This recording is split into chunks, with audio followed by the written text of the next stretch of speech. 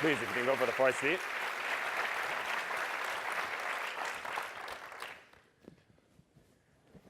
It's an absolute honor to have you here. And if you don't mind, we want to take you back in time a little bit and ask about your time or your thinking straight out of business school.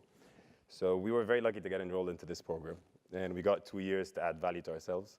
But most importantly, we were encouraged to take time off to reflect on our career choices and what it is that we want to do after school. Naturally, we are very, very confused at this point. We took the advice to heart. So how intentional were you about your career coming out of business school? I would tell you, I was sort of an accidental investment banker and an accidental CEO. So and a matter of fact, I always, when I was recruiting at Goldman Sachs, I was always very suspicious of students who said they came out of their mother's womb knowing they wanted to be an investment banker. You know, so to step back, you won't hear many stories like mine because I was an English major at Dartmouth. I went there thinking I wanted to be a forest ranger or work somehow in conservation.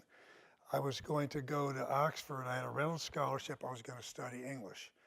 But I had a very low draft number, and I could get in the ROTC at Harvard. And so I went to Harvard Business School. I just turned 22. I hardly knew what business was. In those days, if you were a good student in an Ivy League school, you didn't admit you wanted to go into business. So when I told some of my friends I was going to business school, they almost threw up, And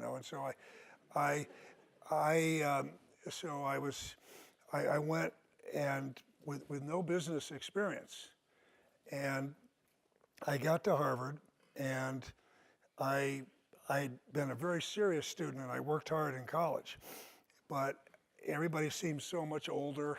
They were 27 or 28. Some of them were married, and I was dating my wife Wendy, who was at Wellesley, so I was out at Wellesley really more than I was at business school, and so the idea, I didn't even know what an investment banker was, and I certainly wouldn't have said I wanted to be an investment banker.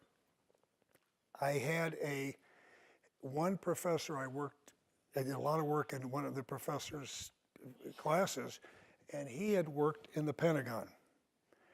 And so there was this small group, this analysis group that McNamara had started when he was there.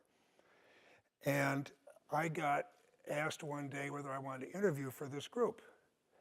And, since I was going to go in the Navy anyway, then this meant I wasn't going to have to go on my Navy cruise, and I could be with my wife-to-be and so on. It seemed like a pretty good deal.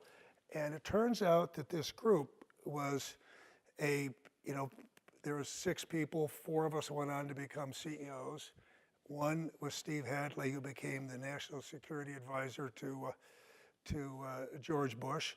Another was John Spratt, who was a couple years older, who became chairman of the House Financial Services Committee. So it was an interesting group to work with, and it just, so that's how my career took shape, So you actually came out of business school.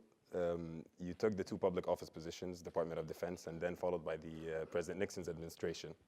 From the outside, it looked like you had it all figured out and you were well on your way to being a Senate or getting a Senate seat. No, I did not have it all figured out. And I'd never worked in business. So I wore a suit on special occasions or go to church. I had never worked in business. And so I got there to this analysis group, and I learned a lot when I was there. It's amazing how much I learned, because I have this view that that it's not just coming up with the right idea. Everybody can learn the computational skills, analytical skills, and so on, but it's the people skills that matter. Why the shift into Goldman Sachs? Well, I would say this: you're moving faster than I, because literally what I learned when I was there was I needed I didn't know what the word mentor was, but I found that when I would work for 5 or 6 different people, and on different assignments, I did the same work. And some really appreciated my skills and others didn't. Some gave me the help I needed, others didn't. And one of the things I worked on my first bailout there, believe it or not. It was the Lockheed failure and the Lockheed loan guarantee. So I had a chance to do that, and I got to see how the political process worked. And as a result of that, John Conley had introduced me to some people in the White House who wanted me to go there.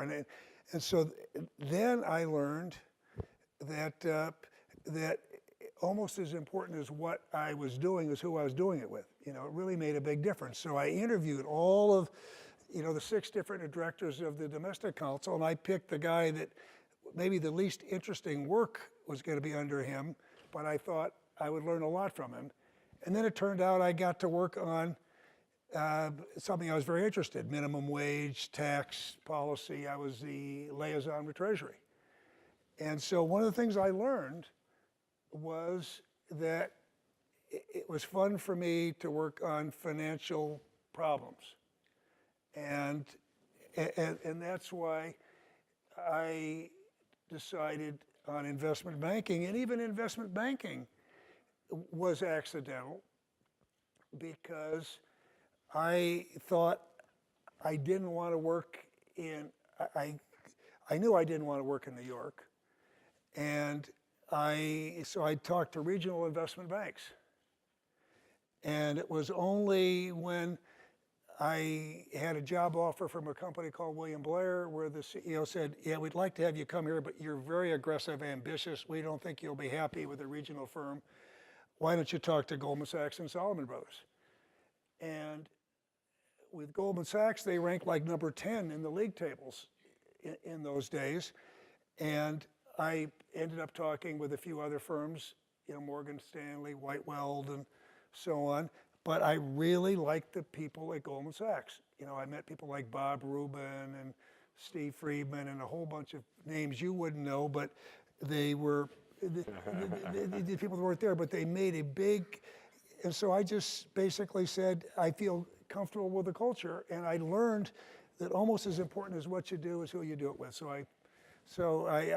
But if you'd asked me out of college, was I going to be an investment banker, I couldn't have told you what an investment banker was. And at business school, when I was there, the hot thing in those days, when I graduated from Harvard Business School, let me say the first 2 years I was at Goldman Sachs, they lost money in 73 and 74, that people weren't going to investment banks out of business school. They all wanted to go to McKinsey or BCG. And the hottest thing was Hilton Head, Sea Pines, real estate development. You pictured people lighting cigars with $100 bills. And so wherever the students wanted to go, that was all just about before it would blow up. That's where they wanted to go. And so I went, yeah. So 32 years later, you made the exact opposite transition, going into public office as the Secretary of Treasury. So can you walk us through how you made that decision, and how were you a different person than the person that went into finance? Yeah, but let me, again, I'm going to go, brevity may not be one of my virtues, but I will say this, that when you went to Goldman Sachs in those days, you went to an investment banking, you didn't go because you wanted to run something. You wanted to work with clients.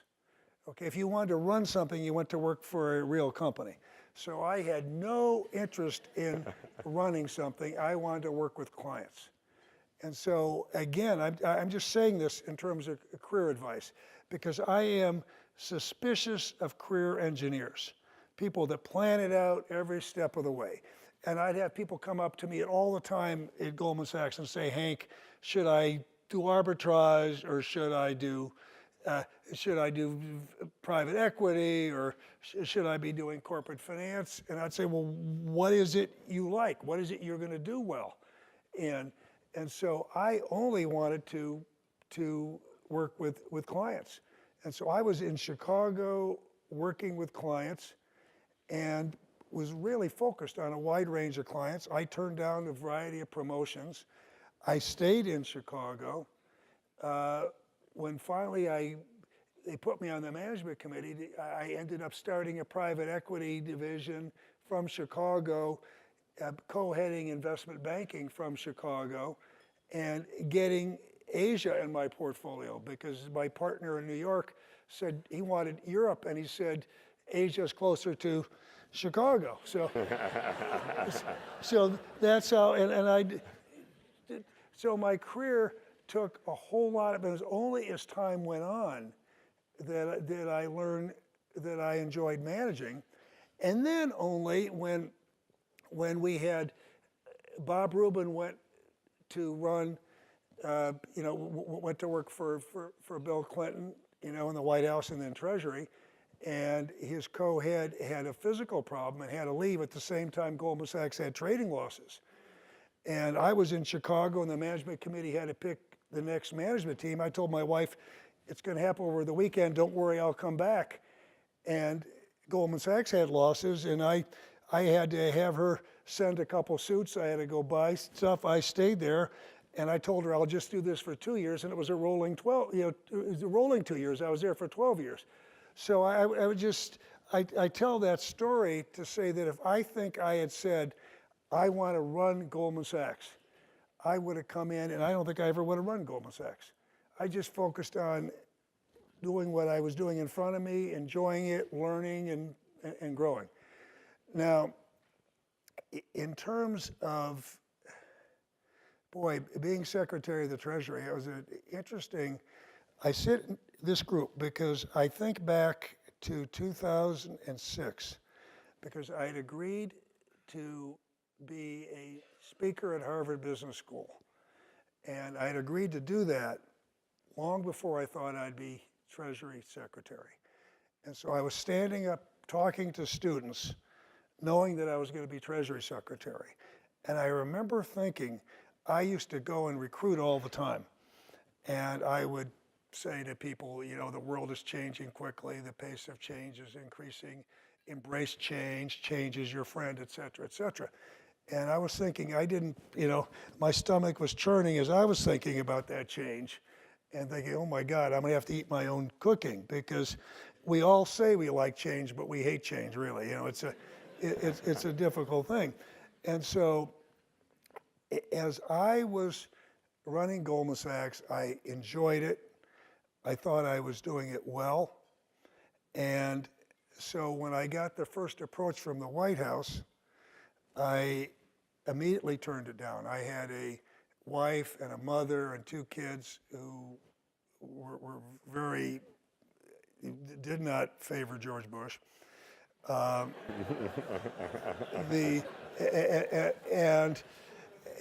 so I turned it down, and then so they came back a second time, and I was supposed to. This was when I did a lot of work with China, and so Hu Jintao, who was the president of China, was going to be at the White House sometime in the spring of 2006. And I was asked, they didn't want to give the Chinese a state dinner, so they gave them a state lunch, if you can believe that. So I was asked for the state lunch, and I was asked to have dinner with, or meet with George Bush in the residence beforehand. Would I do that? And I had agreed to do it. And then as the time got close, I said, I can't do that. I can't turn down the president. I'm not going to leave Goldman Sachs and join the administration. So I blew it off at the last minute. And so I went into the White House for the lunch, and everybody was sort of a little bit cool to me.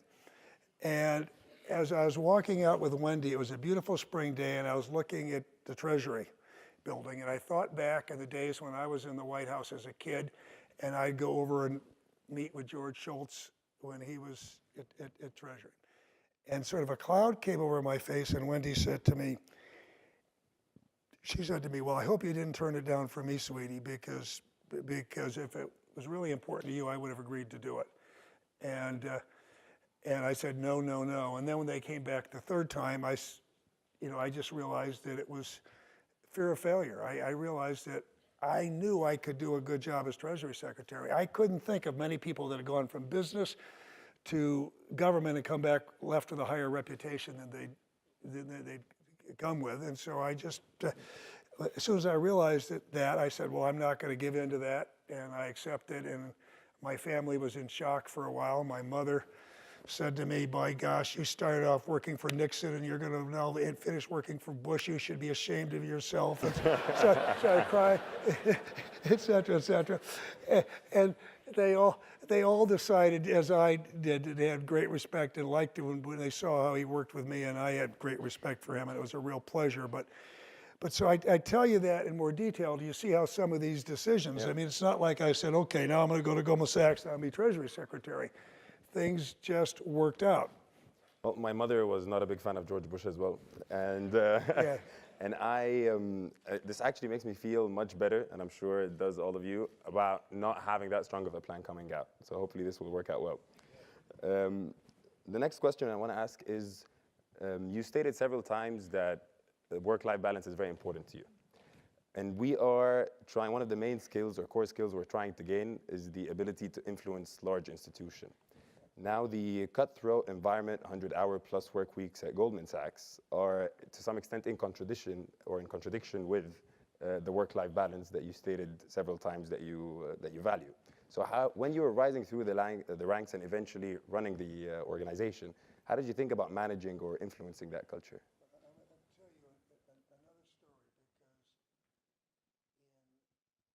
I think it was 1999, after we went public, I had a nephew who was graduating from Kellogg Business School, so I was the speaker there. And my speech was on work-life balance. And so I told the story, which was absolutely true, that I was in the Chicago office of Goldman Sachs, and I had a 3-year-old and a 1-year-old, and I was working hard, coming home late, and my wife, Wendy, said to me, Hank, this is unacceptable. And, you know, you either are going to come home and take an active part in raising the kids, or you're going to come home some night and the kids are still going to be here and I'm going to be gone. And so, and so I went to my boss and I said, I really need to do something differently. I really do. And I was off to a very good start. And so he said, look, you do what you need to do.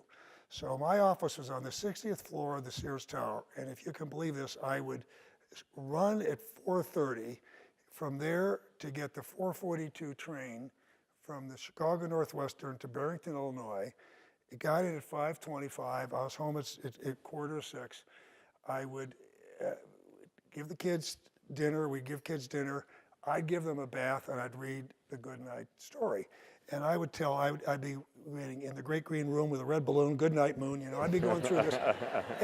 And so I do not read with expression. And so once Wendy came in, if you've heard me read a speech, you know it's not a very pleasant thing to listen to.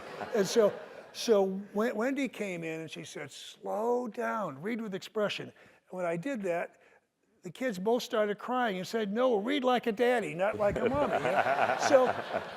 So I told that story to the Kellogg graduating class, and just like this, it was the same way. Everybody laughed, and particularly the women.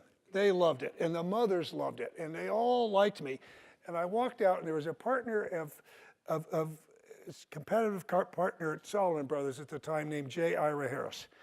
And he said, you hypocrite. You're standing up there giving that speech, and then you just work the living daylights out of the kids at Goldman Sachs. How can you do this? Where does this come from? And I said, well, I would just tell you what I say to everybody that came to me for advice at Goldman Sachs. I said, you can't ask the firm to tell you how many hours a week you're going to work. If you're working 50, how about 55, 60, how about 65? You have to learn to say no. You have to plan your own life. And that the people spend so much time on their career and so little relative time on their family. And you just get out of it what you invest in it. And you can't be a grunt. I think people need to be very careful. You need to do things you enjoy and that you're going to do well.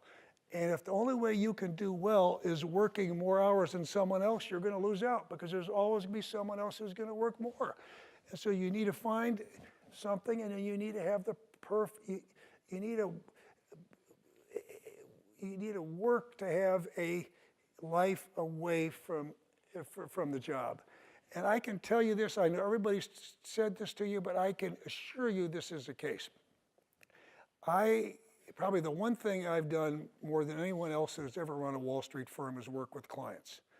Because I worked from all the way up in investment banking, and when I ran Goldman Sachs, I still advised CEOs. And I handled clients because I thought that was important. I worked with heads of state, I advised them, I advised the president of China, Germany, CEOs. I've worked with many, many of them that have been successful professionally. I've worked with many, many people that didn't get where they thought they were going to get and retired and came to me for advice. And I know of many, many people that didn't quite get to where they wanted to get with their career, and they're happy. They're happy and they're well balanced. I don't know anyone that says, boy, I had a great career and I'm happy because I screwed up my life outside of my career, my family life.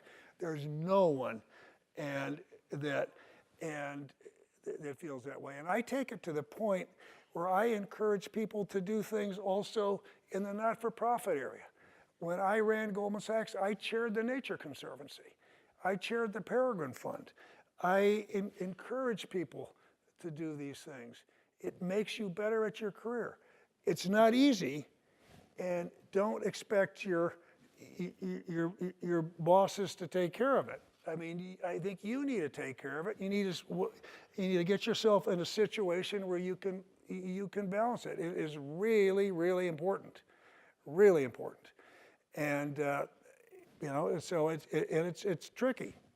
We have some class members who got offers already, so I hope they can pull this off. Good luck. Moving forward to the point when you became the Secretary of Treasury, you stated before that you identified specific risks that the financial system was running, specific financial industries, and you've actually pointed it out to President Bush well before the crises. One of the core skills we're trying to gain out of our experience here is how to think and strategize in a preventive manner to avoid crises. So what did you do between the years of 2006 and 2008 to implement that change? And for example, would it have been possible to implement something like the Dodd-Frank Act earlier, or maybe in 2006, rather than only implement it after hell broke loose? In 2006, after I became Treasury Secretary, the President, my first meeting, he took the economic team to Camp David. And I was asked to talk about entitlements, because that was one of the reasons I was coming down, was to work on entitlement reform.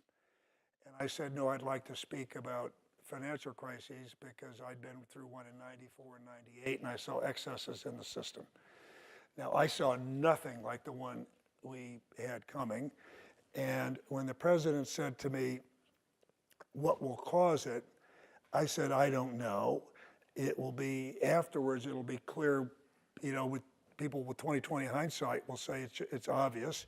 And there'll always be someone that says, I predicted it, but that person won't predict the next one, okay? Because they're unpredictable in terms of the timing and the cause. If you don't mind me interrupting, we're off-the-shelf derivatives and credit default swaps not apparently toxic at that point? Yeah, so what I did when I came down, he said what might cause it. I talked about credit default swaps.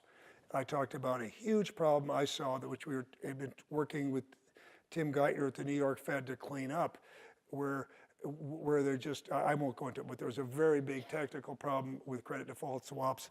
I thought hedge funds, connectivity to banks. I didn't look at, say, mortgages. I knew there was some issues with subprime, but the idea that the whole housing market would drop, we'd been looking, I was a post, I was born in 1946, and ever since World War II, if you bought a diversified portfolio of residential mortgages, uh, the only risk you had was you got your money back too soon because there was no nationwide decline in housing prices. It was a commercial mortgage market. And so we didn't see that. We didn't see the money market. But the advantage of having said that was the huge advantage to me was I had a year to build the relationships we needed to build before the crisis. We couldn't, the horse was already out of the barn. The excesses were there, but I had a year where we had something called the President's Working Group on Financial Markets. And so then I started working with Ben Bernanke and Tim Geithner, and we didn't uncover the problems. We never thought about money markets or the tri-party repo market, but we did a lot of work together and we built strong relationships. And then most important of all, I had a chance to build a relationship with George Bush because if there's any point I want to make to you all, it's all about interpersonal relationships. It's all about working with others. Getting anything done that's important requires that. I had negotiated quite a deal when I came to the White House because I got turned down several times when I came to Treasury. And so that I could make all the appointments regardless of political party at Treasury, that I'd be the primary spokesman and advisor on domestic and economic issues, how things would be staffed. But I realized when I got there that no matter what I negotiated, if it didn't work between me and the president, this whole thing wasn't going to work. It was going to be my fault, not his. And I'd been trained as an investment banker. I wasn't running a big firm where people gave orders. I was, I had to get down on my knees and persuade certain partners to stay. Most of them thought they were smarter than I was. I'd learned to work with clients, so I could run a firm and advise a principal. So I knew how to do that. And so I had an opportunity to build a very close relationship with the president, a relationship of trust before the crisis hit, and with Congress, so that was a key. And that was one of the benefits of getting ready. But we certainly didn't, if I had been omniscient and I'd known exactly what was happening, I couldn't have got the powers a day earlier because I started working on Fannie and Freddie in 2006. It took a crisis to get what we needed from Congress. TARP was labeled as the bailout of the guilty rich at the expense of taxpayer money. So that was a very tough decision for you to make, of course. But how did you think about public messaging? Did you try to gain support or at least understanding of the necessity of the decision by the public? And how did that go? So it's a very interesting thing. When I left Treasury, there was a poll that showed, and I don't remember the numbers exactly right, but something like 90% of the people were against TARP and 60 or 70% were against torture, and so it was, and yet a big part of the population was also, scared to death we were going to have a financial crisis. So I was never successful. That was one of the big failings of letting people know what we did was for the American people. It wasn't for Wall Street. And I think most people to this day still don't know that all the money we put in, that when I left, 95% of the programs, the programs that accounted for 90% of the TARP dollars were in place, and 75% of the dollars were already out the door. And the money we put into banks and insurance companies all came back plus just about $50 billion. And it prevented a disaster. But you don't get credit for a disaster that people don't see. When we went in and asked for the TARP and painted the picture of, the economy was turning way down and it was going to get much worse a number of months out no matter what we did. Barney Frank said to me, Barney Frank was chairman of the House Financial Services Committee, he said, Hank, this is going to be very difficult because you can't prove a counterfactual. And that was at midnight. I said, what's a counterfactual? And he said, well, you're not going to get credit for, people are going to be very angry because they're going to be hurting, and you're not going to get credit for saving a disaster they didn't see. But the biggest thing we did with TARP that was unpopular was people wanted to punish the banks. And they wanted us to be tougher on the banks. And we did something with TARP that was never been done before, was extraordinarily innovative, and I don't think people to this day understand it, which is when we switched, which is another story. I went to Congress and said, we're not going to put capital in the banks. We're going to buy illiquid assets. And the reason I did that was the only time I'd ever seen capital go in the banks had been when they were nationalized. So a bank gets ready to fail, you nationalize them, you're very tough on them, right? That's what you do. That's what we did with Fannie and Freddie. That's what the Europeans did. You know, the British, they only put capital in 2 banks. They nationalized, the Europeans a handful. So I thought we needed to recapitalize the system, and I had a theory about buying illiquid assets. But I told Barney Frank, we need the authority to put capital in because I thought we might have to nationalize a few. So when we got but in the 2 weeks we were up in Congress, the world seemed to change. You know, Wachovia went down, WAMU went down, the Europeans had to bail out their banks.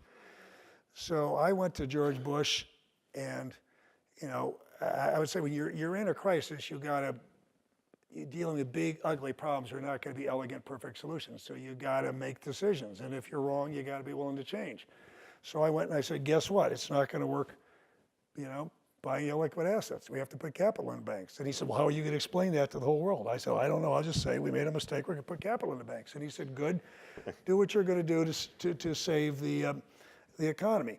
So, but then what we did was we made attractive terms because we wanted to recapitalize the banking system, and we put capital in 700 banks. So I chose stability over doing what would be politically popular. And what about the misconceptions or the personal misconceptions, when it came to exaggerated bonuses, golden parachutes? Why not put something in place that makes it very clear to the people that individuals within those institutions are not benefiting? Yeah, well, you're right. That of all the things, well, first of all, if we'd done that, if we had put all those conditions on, we could have easily put those conditions on. And we did more than that when when you look at AIG or Fannie and Freddie. But if I'd done that, then every bank is the tallest midget. They don't need capital until they're ready to fail. And you just would have had a number of serial failures. So what we did, we put in a number of provisions, and we put in a provision on parachutes, okay, but not bonuses. If we'd said we're going to determine how you pay people, then many banks would say, well, we're not going to fail. But we recapitalized the banking system. So it was very unpopular, but look at where we are relative to Europe. You know, they're still, the governments are bailing out the banks, which is bailing out the government and so on. Our banks were recapitalized. And that set that put everything in place that was needed for the stress tests and for recapitalizing the banking system. But you're totally right. And of all the things that bothered me, and I thought was egregious, I just thought it was so beyond the pale, was those bonuses. Because after the fact, you know, bankers didn't have to say we've done anything wrong. They just have to say, thank you, the United States of America. What was done saved the system, even if our bank might not have gone down, which they all might have said. And so we are going to show some self-awareness and sense of decency, you know, and so on. So, you know, I sat there dying watching, the bonuses, but there weren't requirements, and I would do the same thing all over again.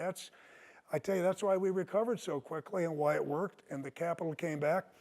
But people are angry. Thank you very much for that. You've been very accomplished. You've actually accomplished more than any of us could wish to on several fronts.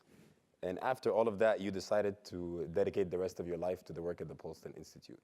So what is it about the US-China future collaboration that you place so much value on? And where do you think, are there any specific opportunities or sectors that you think we should keep an eye on?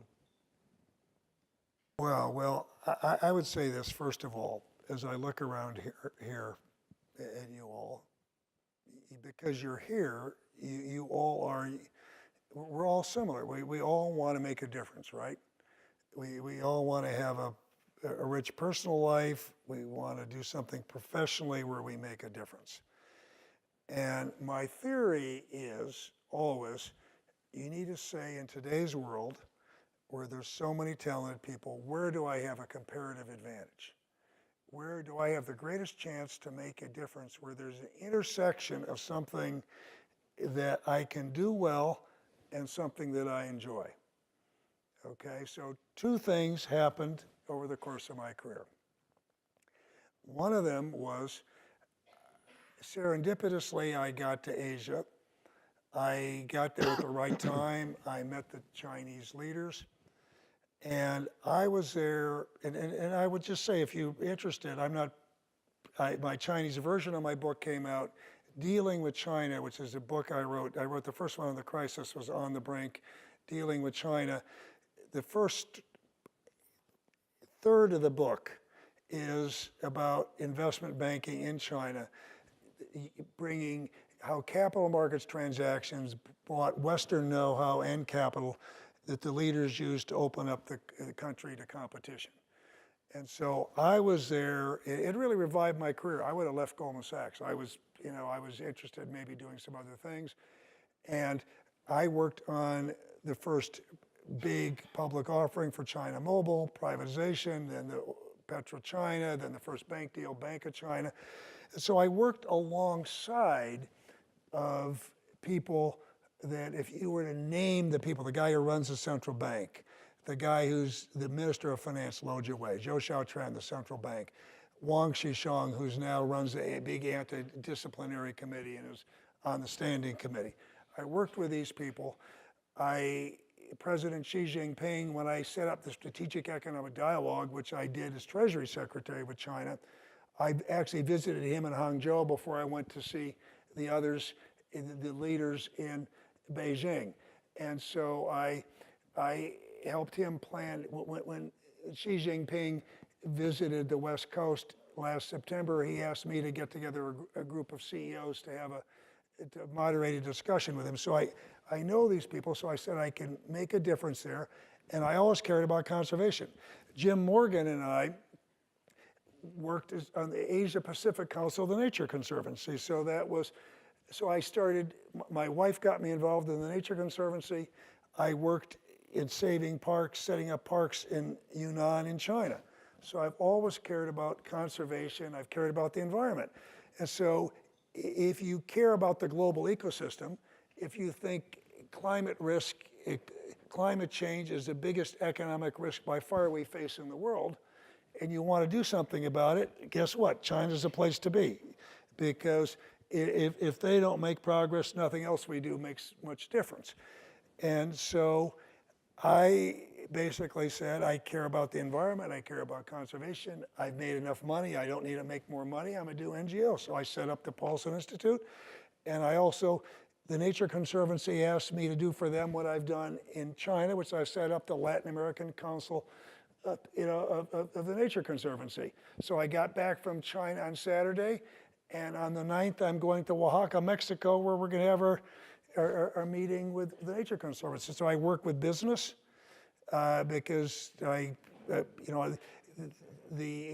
China, I have a US-China CEO Council on Sustainable Urbanization. So I go there with people like Tim Cook from Apple and Doug McMillan from Walmart and Ginny Rometty from IBM and Mary Barrow from General Motors. And we work with Jack Ma, Alibaba, the State Grid construction company. So we're doing the things that I know how to do and I like to do. And I must like work because I get on, I'm no longer on a private plane going there, I'm on United Airlines, and Thank you very much for that. Really do. And I mean, I can do this. I'd love to do this for hours, but we're unfortunately out of time. So one final question before we move to Q&A. You and Wendy have been married for just under 50 years. Myself and Dana, who's here with us today, have been married for just under 2 months. So do you have any advice for us? Well, I would say people always make jokes and so on about this, but to me it's serious. And I think the key thing is we got married when we were young, and we grew together, and we kept common interests. I've seen so many couples, they get married and they grow apart. And so we've done all of our conservation work together.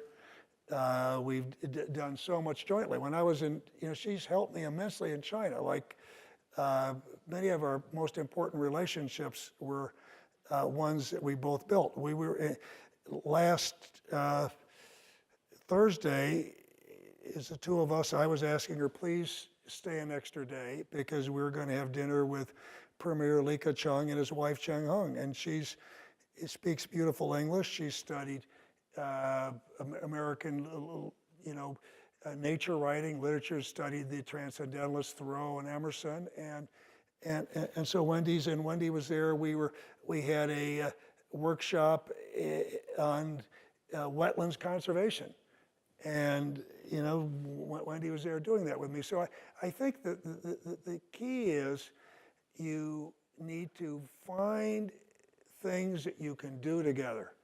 Everybody talks about me as being a bird watcher, okay? I like being outdoors. I really don't like bird watching as much as Wendy does, but I do it because I've got bad eyes. I don't see them as well, but I do it because I enjoy it, and I'm doing it with her. And so we find those things. And then the other thing I really find that is terribly important is when there are differences, to talk about them and learn. The most important thing you can learn is to say, I'm sorry, even if you think it's the other person's fault. If you learn to say you're sorry, and just really learn to say you're sorry. And so we would always, every week, no matter what, no matter how busy I was at Treasury or whatever, we would go for a long walk or a bike ride. And she tells the story of the time when we were going for a bike ride at Treasury when I was so, when my mind was elsewhere. I rode the bike right into a gate and collapsed and, on the pavement. So, but these relationships you get out of, I would just say this to you, there's not a perfect job, there's nothing that's perfect. I've got as close to a perfect wife as you can have, but nothing, no marriage, anything is going to be perfect. You get out of it what you put into it. And so you need to keep investing. And if you don't continue to invest in your marriage, no matter how much you're in love now, 10, 15, or 20 years from now, you'll grow apart. So it's just like anything else. If you value it, you will keep it. Well, I'm sorry.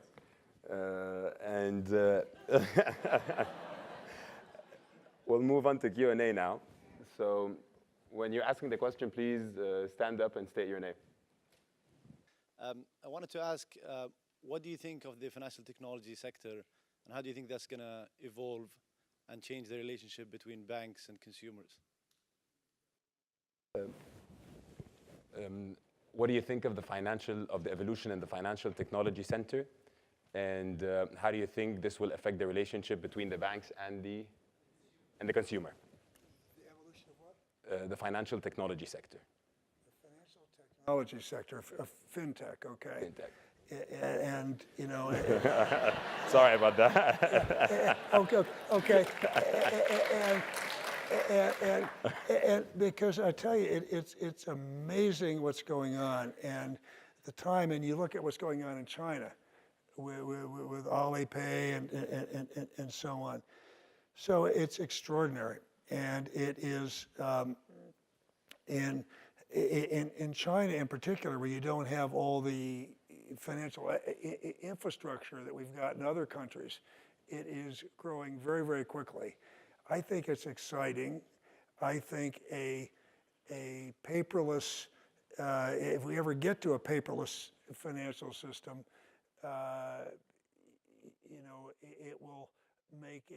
it'll make a big difference in terms of transparency and all kinds of other things in terms of taxes and I think the thing we need to be careful about is I learned, and one of the lessons from the financial crisis is you can sometimes have too much complexity or innovation. And one of the things that happened before the financial crisis is our financial system outgrew our regulatory system. And so I do worry about regulation, transparency in places, I watched the money market funds. One of the scariest thing for me, and the closest I could see to the financial crisis bleeding over from Wall Street to Main Street, was when we had $3.5 or $4 trillion worth of money market funds imploding, and they're the ones that were funding the commercial paper. So I was hearing from AAA companies saying we can't sell our commercial paper, and we're not going to be able to even make our quarterly dividend payment. And I could realize if they start paying their suppliers, then it just goes. Pretty soon it hits small industrial companies, and the whole system collapses. And so I think to make sure that this what I call fintech doesn't grow so quickly, that it's unregulated, and we needed to make sure that there's the right protections and the right liquidity and so on. So if there's an app that controls your entire portfolio at the click of a button, how will that affect Goldman's private wealth management team? I'll tell you, one of the for a long time, I remember, and this will date me, but so you all were in primary school, but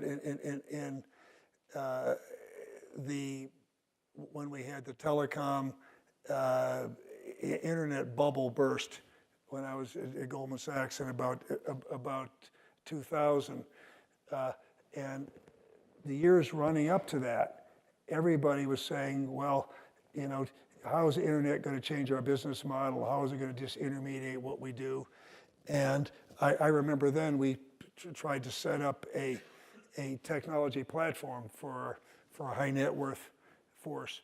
And I continue to believe that there are going to be a good number of people that are going to want real advice and real judgment and customized, but there's a lot that needs to be done and can be done more efficiently through technology.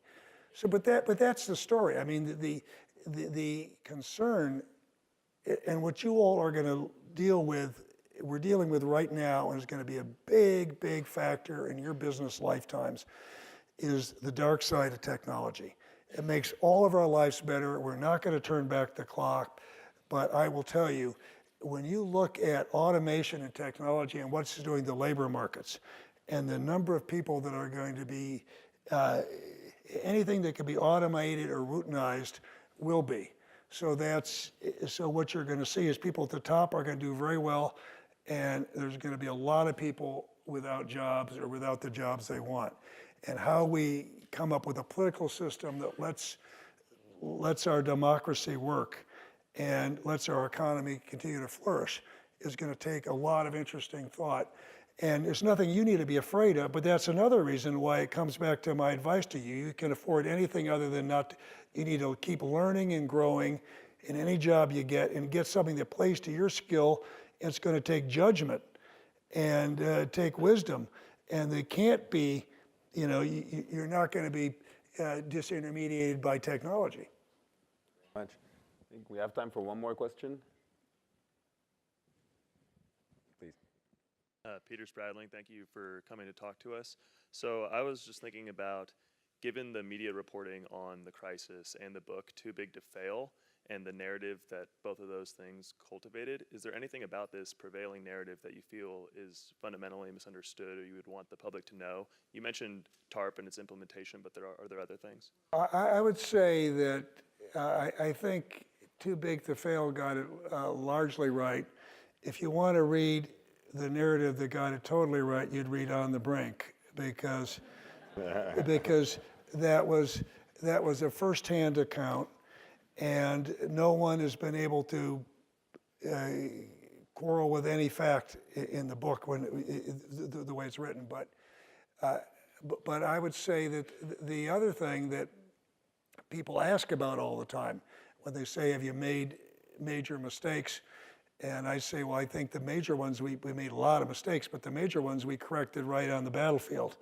So, reversing ourselves, putting capital in the banks, or with Fannie or Freddie, I remember I said if we had unlimited authorities or unspecified, I wouldn't have to take the bazooka out, and I took it out when I had to.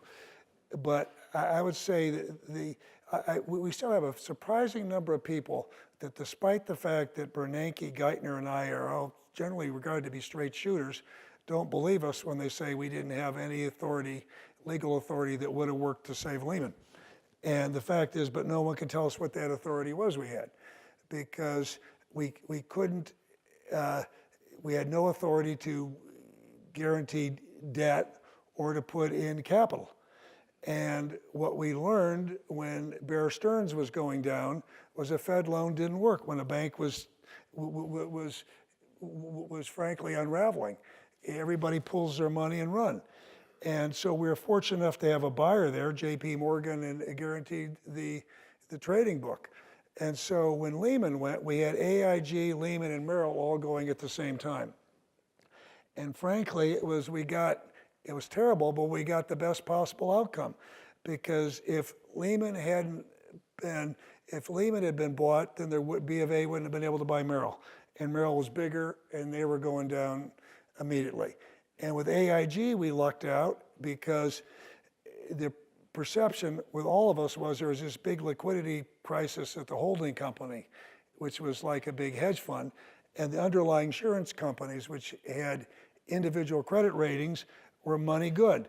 So the Treasury could loan against those, and the market accepted it.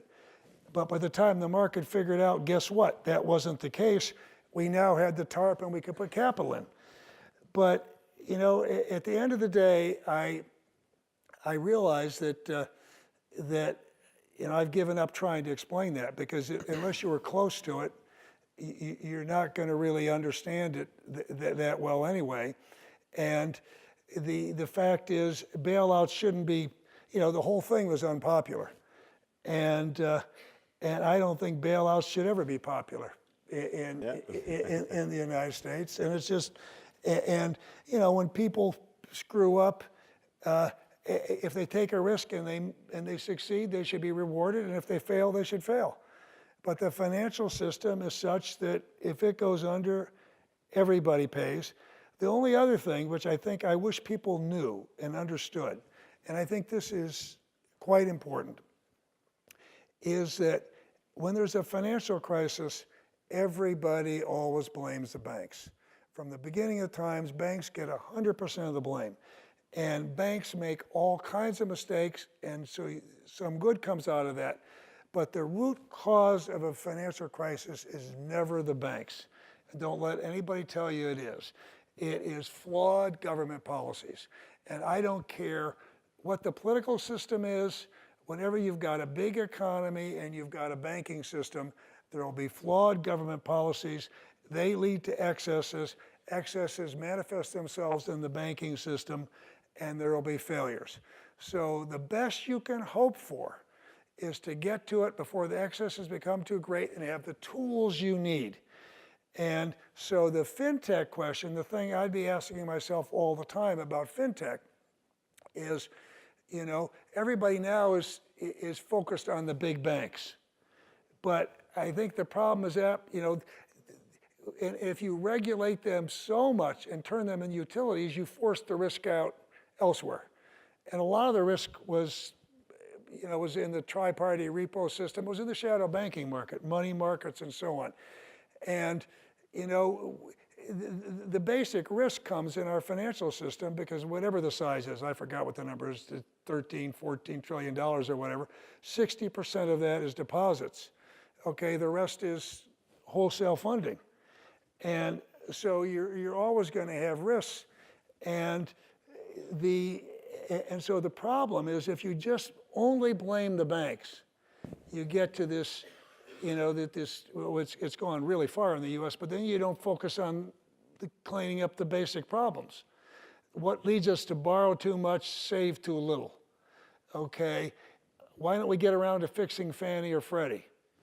If we have a Volcker rule and banks can't do market making and you've got liquidity problems and you've got interest rates that are almost zero and money is seeking out yield, you're going to have bubbles. And what about the bond funds and liquidity there? I mean, so again, I'd say don't just focus on the banks and don't ever believe that the banks are the only problem, because that'll just cause you to only beat up on the banks and we won't deal with the root causes. Thank you very much for your time, Mr. Secretary. Okay, thank you. Thank you. Thank you.